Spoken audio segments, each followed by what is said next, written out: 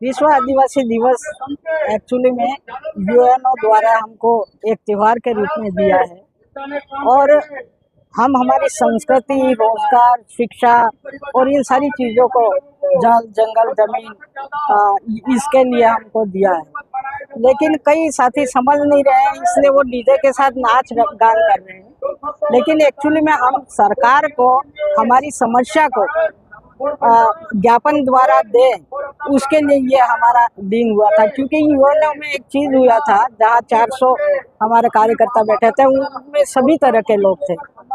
कोई साधु भी थे, तो पॉलिटिक्स भी थे, तो समाज सेवी भी थे, कई तरह के लोग थे।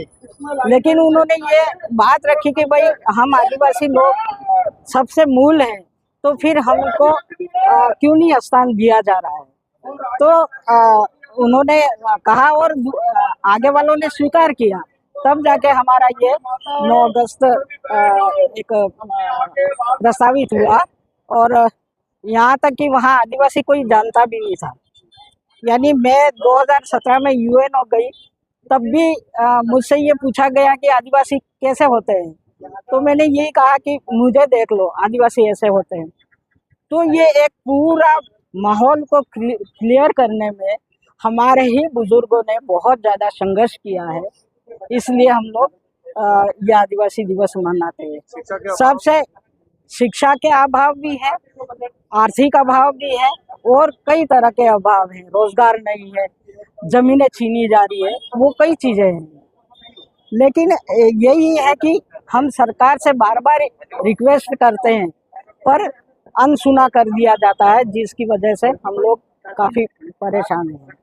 तो इसलिए हम तो ये चाहेंगे कि आदिवासी एक जगह बैठे और अपनी डिमांड को रखे। तो ये दिन हमारा एक ऐसा दिन है जिसमें हम लोग अपनी बात को रख सकते हैं, सरकार के सामने भी रख सकते हैं। ये सारी चीज़ें हैं, इसलिए ये हुआ। हमने 5 लोगों से शुरुआत की थी यहाँ यहीं ये